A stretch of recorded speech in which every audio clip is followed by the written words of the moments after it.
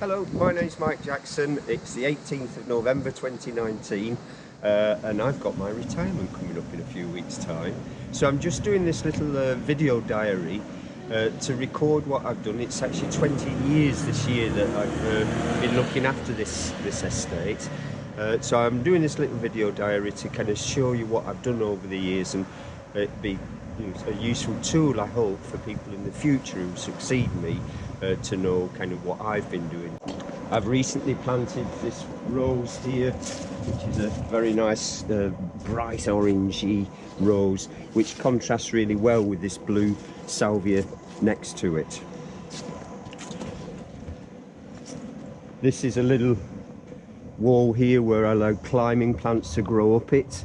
We've got lemon verbena here, and these echiums which found their way here of their own accord, and so I encourage them and tie them in because they get quite tall. I tie them into this wire at the back. Very dramatic plants. This next bed has always been a very difficult bed. Now Nigel, who's doing the camera work, and I have just walked up here. This is a little bit I wanted to show you, but what has come to my attention is a rose that I planted at least 15 years ago. We've just noticed somebody has cut down. Now this is the extraordinary thing that happens. You can see the debris down on the ground here. This is one of the disadvantages when you're professionally engaged on a public contract like this. You know, every gardener has problem with pests like snails and caterpillars, but when you're doing public works like this, you also have the pests of human beings who cut down your plants, who knock over shrubs in their cars, drive over plants, etc., and they let the dogs foul your flower beds, etc. However, you have to live with that kind of thing. This is a difficult bed because of this big robinia tree. It's very dry in summer and shady in summer, and so it's very difficult to get anything to grow in the growing season. However, it does work really well now as what we call a winter bed. So we have a selection of plants here. They're not particularly very showy at the moment, but we have cyclamen down here, scattered all through there, and there's also snowdrops under here. As we go around, you'll see that at Elm Village the trees dominate the green landscape, and in a sense that's a state of bliss from a maintenance point of view, because trees are obviously very big plants and they're well rooted. They don't need watering anymore, and really the only things that they need is a kind of annual maintenance that a tree would need. Occasionally that includes pruning to thin the canopy of the tree to let more light through, because quite clearly residents don't want a very shady house because of the trees. So we thin the trees to let better light penetration, and also to balance the trees, and then occasionally we have to fell trees because they get diseases. There's a disease called Ganoderma that affects the base of the tree, and it's a bracket fungus.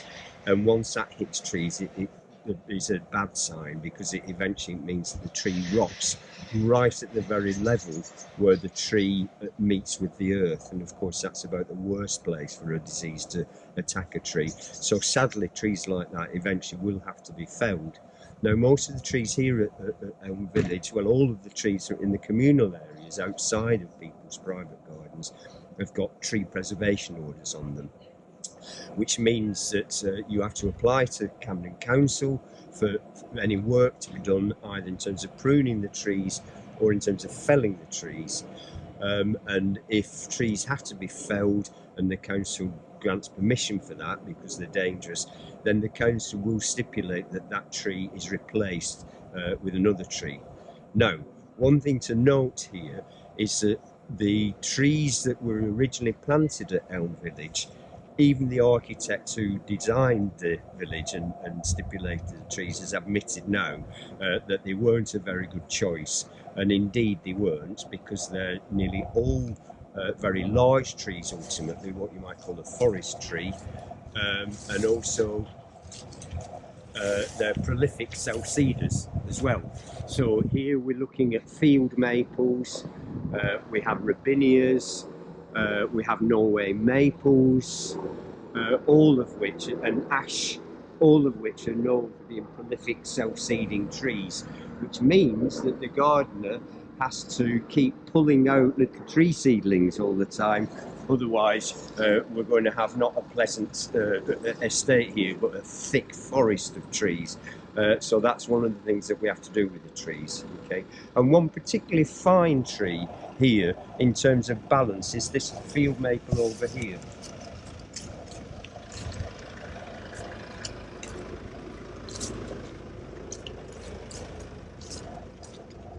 And you can see the beautiful kind of dome-like shape of that, and that's because it's received regular maintenance, and we've been able to get this really kind of beautifully balanced shape to the plant. We have to thin them, as I say, because they cast a lot of shade, and if you look at the roof behind this tree, you'll see that the roof has got lots of moss growing on it, and that's because of the tree being there. So trees in an urban environment, we have to be mindful of. We want their beauty, but we don't want the disadvantages which goes with trees, which is casting too much shade or invasion of roots into people's properties, lifting paving, etc. So we've got to have quite a balanced notion about plants in the built environment. We'll carry on now through the rest of the estate.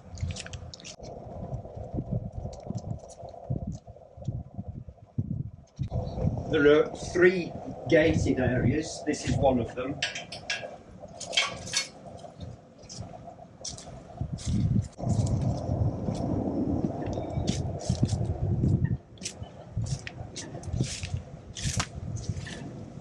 It's a bit of a mess at the moment. I don't prioritise this area because hardly anybody, in fact I don't think anybody uses this area now, so it does need a good sweep up. It's a shame that it's not used more by the neighbours, because it's south facing and we've got this beautiful view over the Regent's Canal here, and we've got some bench seating and some benches as well. So it's a nice place to hang out on a summer's evening, because this gets the last of the evening light in summer.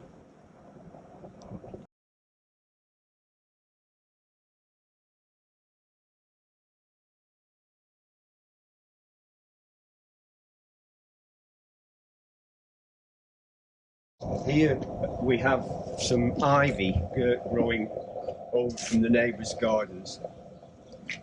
There's actually a stipulation in the lease of residents not to grow ivy in their gardens, and wherever I can I've been eradicating ivy. It's a beautiful plant, but it is very invasive. It's the only plant known to science that will grow into dark spaces. All plants except ivy, all plants naturally will always grow towards the light.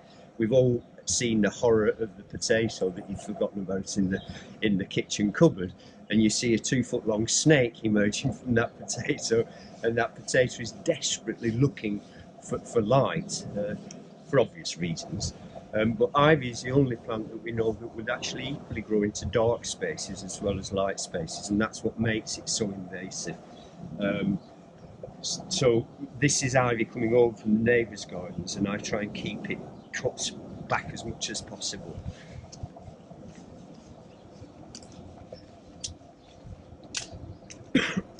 And equally we had some ivy.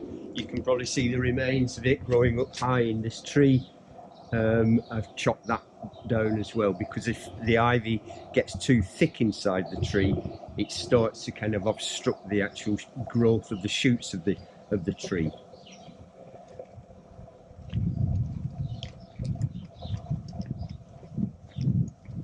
And I don't know whether you can hear, but the sparrows are nesting in these very large pyracantha plants that we have here. Now, pyracantha is a very, very dense, thorny plant. With the thorns are unbelievably sharp, As you probably find, most professional gardeners like me are not very keen on pyracantha. But one community that really loves pyracantha are the sparrows, and we have a huge colony of sparrows in this pyracantha. Now the pyracantha, if we step back, you can see it's really getting very, very big now, and cars have to park in here. So it really is time that these plants were given a severe prune. Now we have to balance that with the fact that we don't want to lose the sparrow colony. So what we're going to do is reduce half of it quite radically, and then a year later reduce the other half, so at least the sparrows will have an undisturbed bit of vegetation to continue to have it until the other pyracantha has regrown in its way. Following this wall along here, we have plants in between the fence and the top of the wall. It's been a very difficult area for me because it's a very hot, dry area. It's directly south facing this. There's no water supply. However, with some community spirited neighbours, this is getting planted and being watered by them.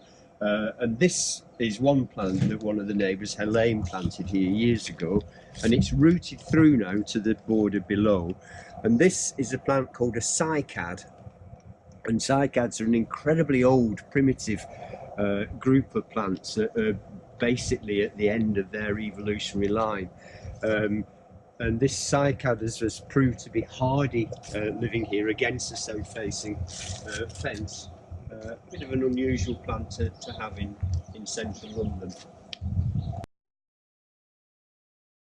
And this is Helene's good work as well, planting succulents and all kinds of drought-tolerant plants here on this very parched, dry space. And now we're going to go and have a look at the vegetable plots. This is the second gated area.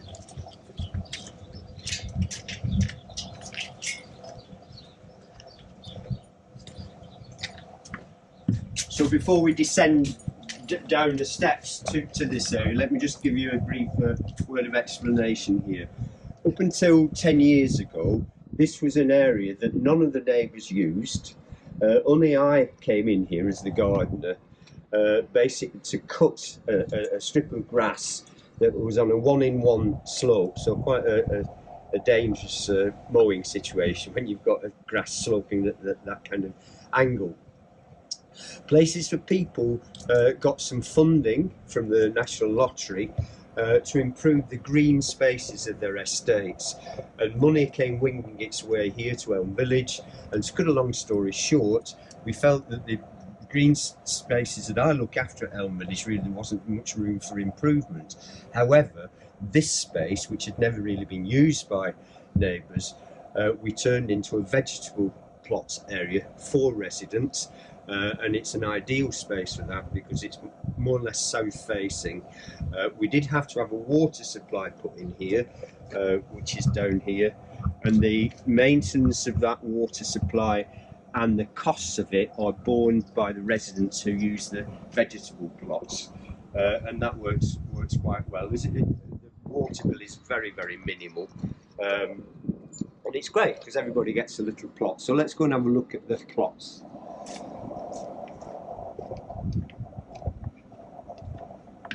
So here's one plot. Okay, they're quite small plots, but I think for most people that's enough. You know, with busy souls living in a city in Camden, they don't want a plot the size of a standard allotment. It would be far too big. So it's a nice bit, as long as you're growing fairly small plants here. That would work quite well. So tomatoes, spring onions, celery, radishes, spinach, etc. I think the big vegetable plants like cabbages and kale would probably be a bit too big for a spot like this. So as well as kind of giving people an opportunity to grow their own food, it's also a nice area to relax. It's overlooking the canal here.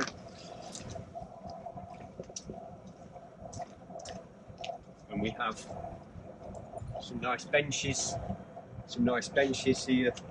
And as I say, it's overlooking the Grand Union Canal.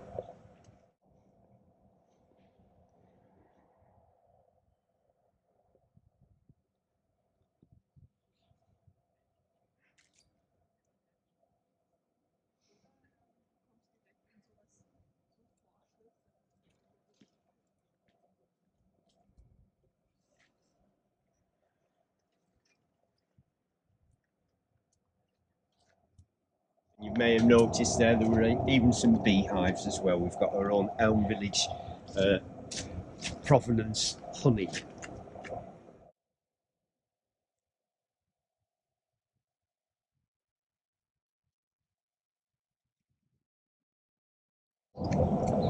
And here we have an apple tree that the neighbours have planted.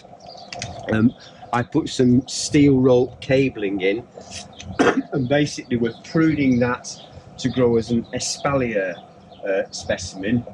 It's a variety called red Falstaff. It struggles a little bit because it's in a raised bed, so it probably gets a little bit dry sometimes in summer. But we're getting there. There was quite a decent crop of apples on it this year. And as the years go by, hopefully it'll get better and better. The rest of this border, it's a very pretty little border. Helene and Shirley look after. They've been planting bulbs, and this is what this wire netting is. Squirrels love digging up bulbs and planting them somewhere else or eating them. So a bit of wire netting stops them from being able to do that.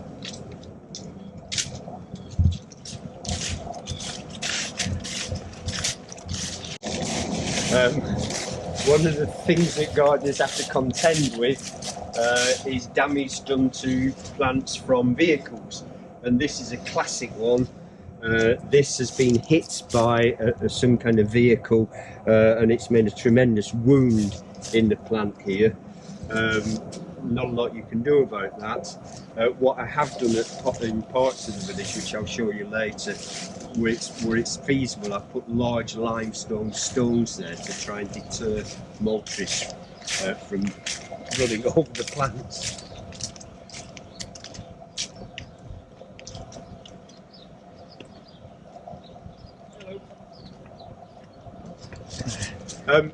There are two grassy areas that I maintain at Elm Village, one here on the crescent and another small area behind a gate I'm going to show you in a few minutes. This strategically is a very important part of the village because this kind of crescent shape, it's a focal point for the village. The tree in the middle is an elm tree, and it's quite an interesting story that, because when Elm Village was built in 1984-5, I think it was, the first residents realised that there wasn't a single elm growing in Elm Village, and so the residents clubbed together to buy an elm tree. They deliberately sought one that was resistant to Dutch elm disease, and here it is 35 years later, thriving and making a really wonderful statement in the estate. Just beyond the tree is an area that is planted with cowslips.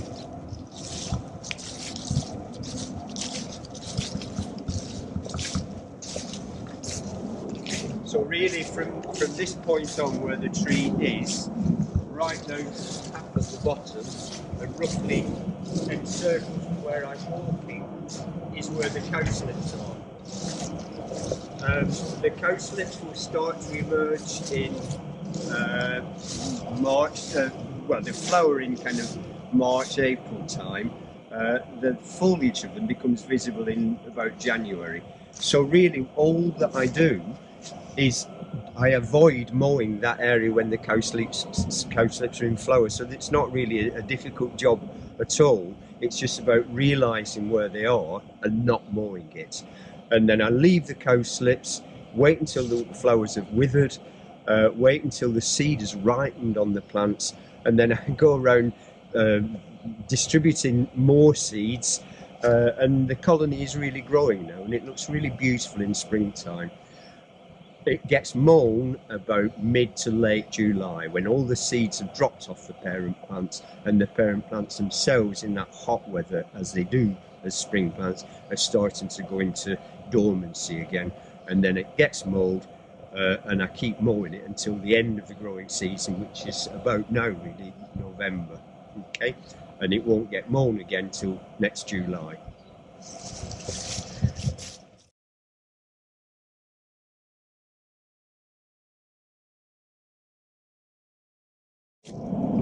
So now we're going to go into the third gated area.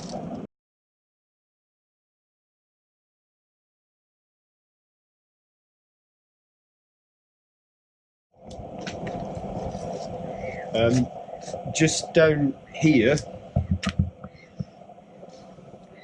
this is the water supply to the greenhouse, which I'm going to show you in a few seconds.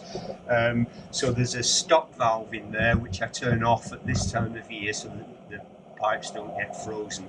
And also the meter is in there as well. So there are 3 separate water meters at Elm Village, which is paid for by the residents as part of the gardening project. So let me show you where the greenhouse is.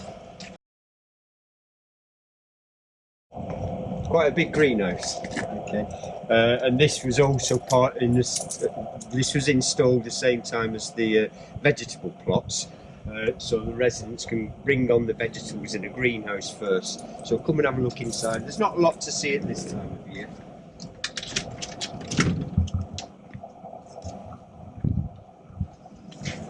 It's the end of the growing season now, but it's a handsome greenhouse. It's made from polycarbonate, and the structural metal is aluminium, so it's 10 years old, and of course there's absolutely no sign of rust, because aluminium is more or less rust proof by nature.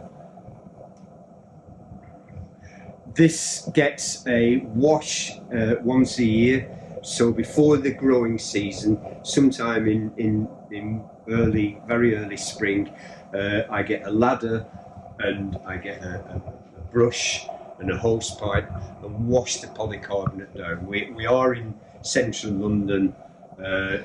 You know, it does get dirty because of that, and it's surprising how much light that can actually keep out of the greenhouse.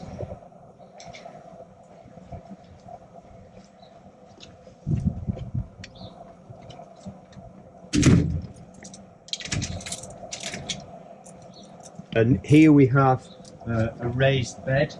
It's not an easy bed, this one, because it only gets the afternoon light. The sun comes over this way and then sets over that way. So really this only gets direct sunlight from about 1 o'clock. Originally I planted it with a small number of fruit species that will tolerate some shade, and that is Morello cherry, the sour cherry, used in for culinary purposes in cherry pies and things like that, because it's quite sour. You need to add a lot of sugar. The cane fruits are also tolerant of some shade, like raspberries and all their relatives, although they can be quite invasive. And the currants and gooseberries are also shade tolerant, so we did have black currants, red currants and white currants here as well. So this is the raised bed.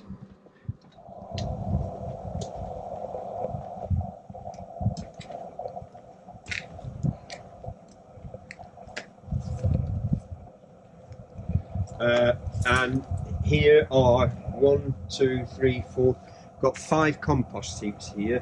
What I do every autumn is I gather all the autumn leaves. Autumn leaves are just suitable for composting, and fill these up, and they'll all rot down and make a beautiful kind of leaf mould later in the season. I tend to omit from that leaves of London plane and Norway maple, because they don't rot down very readily. And we've got more growing areas here.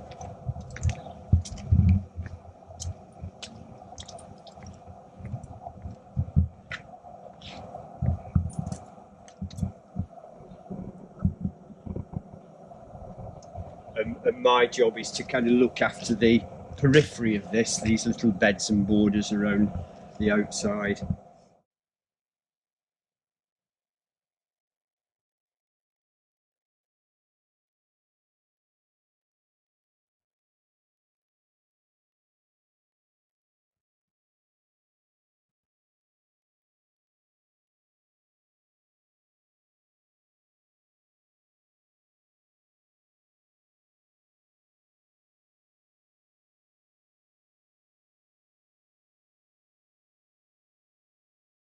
Here we've got a star jasmine that I planted about 4 years ago. This is the plant. Again, I've used these steel cables to support the plant. I like this system because obviously not being timber, it doesn't rot.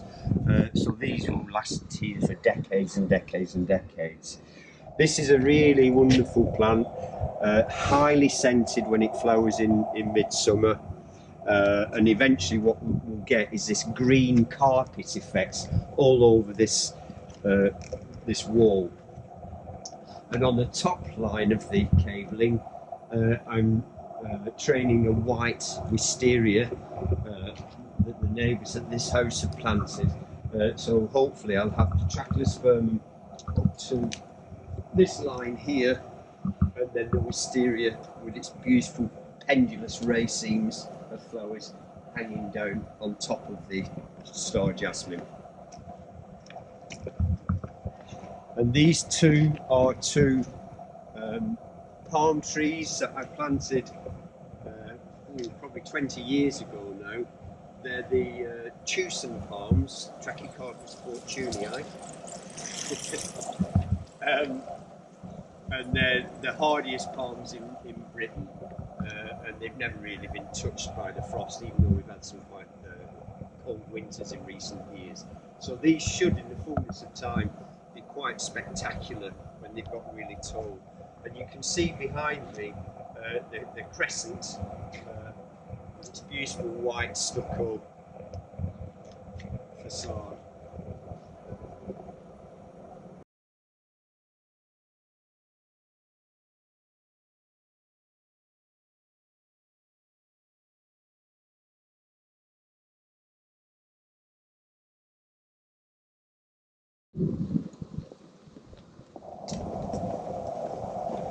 It's not the best time of year to be doing a videography of Elm Village because it's, as I say, it's the middle of November now, so the vegetation isn't looking at its best.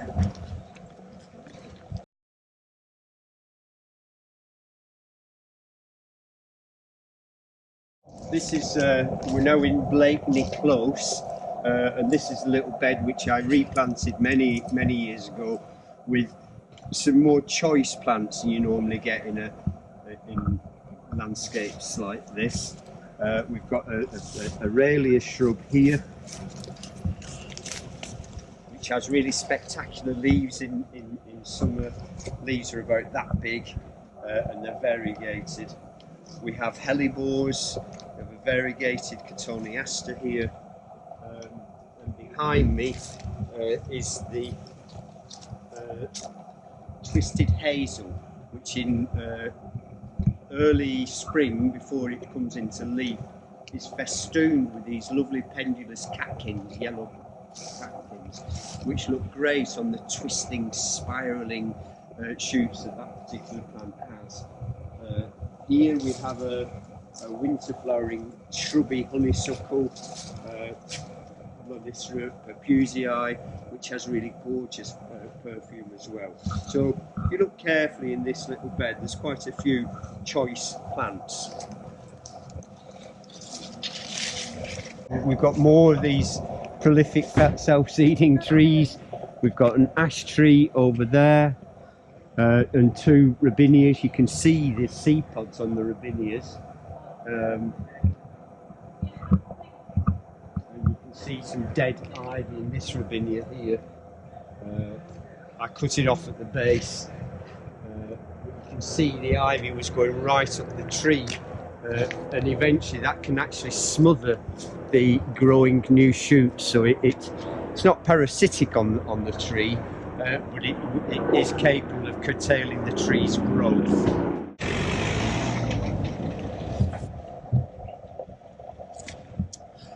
I mentioned earlier to persuade motorists from riding over the flower beds that I strategically placed some limestone stones, and that's worked fairly well. This was always an area where I had problems when I planted things, because inevitably inconsiderate motorists would just ride over the plantings, and this has worked really well, and so it's given me an opportunity to grow stuff there. And what I've planted here, it's a bit unusual in a housing estate context, but what I planted here are Californian poppies, which are hardy annuals. They vegetate only by growing from seed. There's no other means of them to reproduce, so they produce a huge abundance of seed. And what's happening now is they're self-seeding all around the estate, and they have a really kind of joyous, vibrant orange colour against blue feathery foliage. So a lovely plant, and it requires very little maintenance. Well, it doesn't really require any maintenance at all. So that's another plant really that if my successors are mindful about it, they'll let that grow and just weed amongst the Californian poppies. And here we have a particularly beautiful silver birch called Grayswood Ghost. This has been here now for about 15 years. I'm keeping the cage on it for now, again to try and stop motorists crashing into it. It's a plant that's been grown for its trunk, the beauty of its bark, and once it gets a bit more mature, I'll take this cage away. I might place another stone here just to deter lorries in particular from bashing into the stem. We have ivy growing along this wall. It's the only area where I allow the ivy to survive, because it's very easy to contain the ivy here. But have a look in this area here, because about 2 or 3 years ago I planted, I sowed some seeds of ivy broom rape, which is an interesting little plant. It's a plant that doesn't produce any green leaves, so it's actually a plant parasite, and it's parasitic on the roots of the ivy. Now, it doesn't do the ivy any real damage. It's a bit, it has an equivalent to, say, freckles on human beings. Yeah, you know, they are a benign form of cancer, I believe, freckles, but they don't do you any harm. And really, the ivy broom rate's the same. The amount of nutrition it takes from the ivy is negligible. But it's quite interesting. It grows about 1 foot tall, and it has flowers a little bit like a little orchid. So keep a lookout for this in springtime. It's flowered in 2 years in succession now, so I think it's got established, and it will, as time goes by, it'll spread along this border and make quite an attractive feature.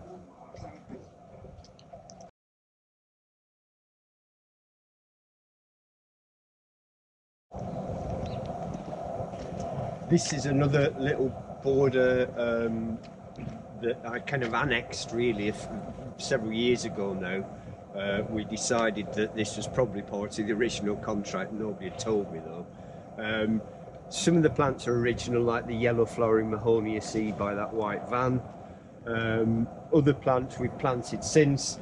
I planted the Ceanothus, and round there I planted a magnolia, a red flowered magnolia. So in the fullness of time, that should be quite an impressive planting in this area. There are some climbing plants, as you can see at the back there. It's my intention to get rid of those because, as you can probably tell from there, they're quite invasive and they climb into all this new vegetation that I've planted.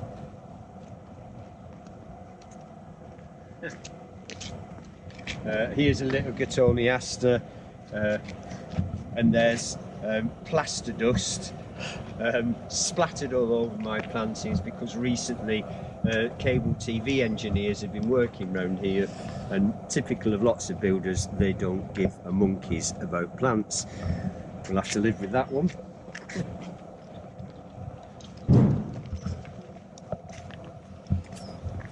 And here's a tree that I planted. It's an ornamental form of mountain ash, and that is a great plant in autumn because it has great autumn foliage, colourful autumn foliage, and it has great berries in autumn as well. So it's a very useful plant. And in front of it is Fatsia, which is a great evergreen plant with bold foliage. And recently I planted a hydrangea here. This is one of the paniculate hydrangeas called Annabelle.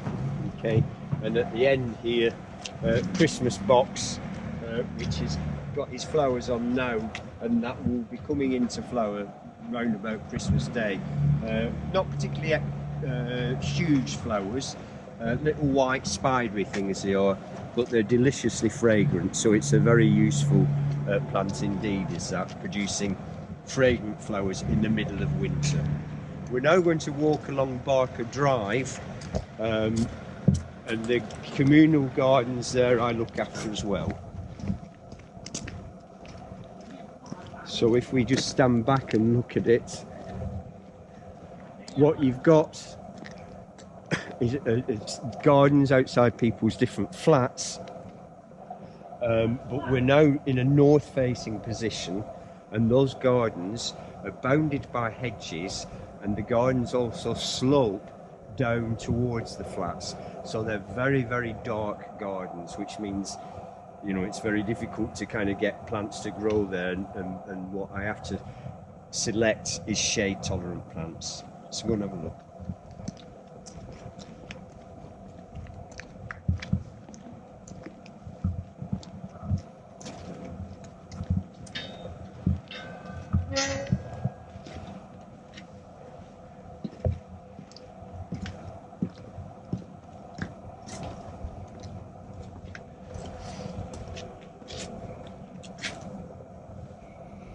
So you can see that the gardens slope down towards the flats.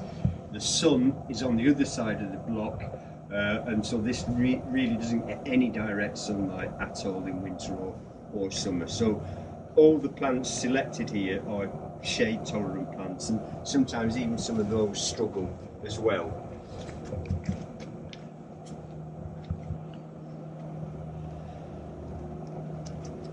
And some neighbours, as is the case here, have adopted the garden, and I don't mind that. They are residents here. If they choose to look after the garden,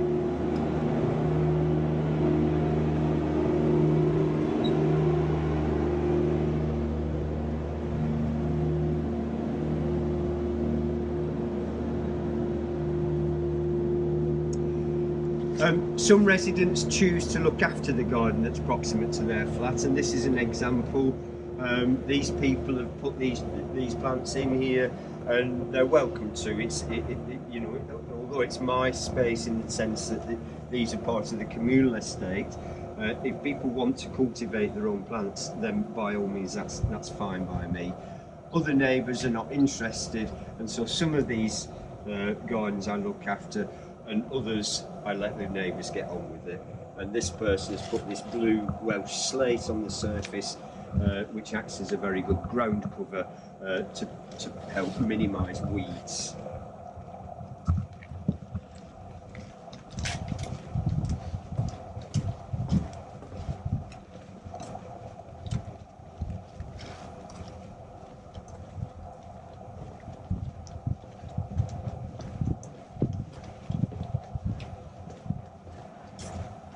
So we have a great emphasis on shade tolerant plants. I've planted ferns, heuchera, which is shade tolerant, the Christmas box again, Sarcococca. Planted this next to the stairs so that when it's in flower in winter, as people are coming down the steps to their homes, they'll get the fragrance of the flowers.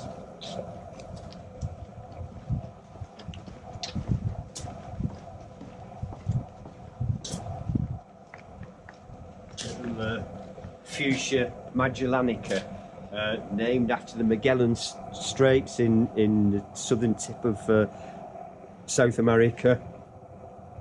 And so this is the Fuchsia Magellanica, a great little plant, hardy in British gardens, much smaller flowers than the more decorative fuchsias that we normally see growing, but quite tough, able to withstand frost and also shade tolerance as well.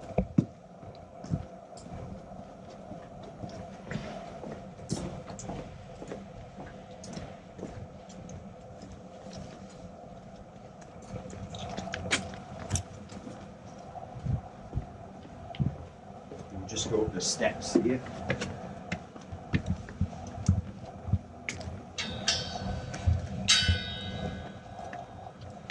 And we'll just have a look at these top boxes.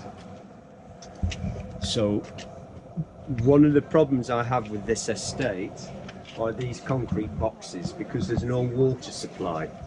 And so in this particular instance, the neighbours... In this particular instance, the neighbours are actually looking after the plants in these. They've planted these plants and they water them. But again, not every neighbour wants to do that. So often these concrete boxes, I'm afraid, I've left empty because I've got no access to water, and whatever I planted in the concrete boxes tends to die. So these two, for example, are empty.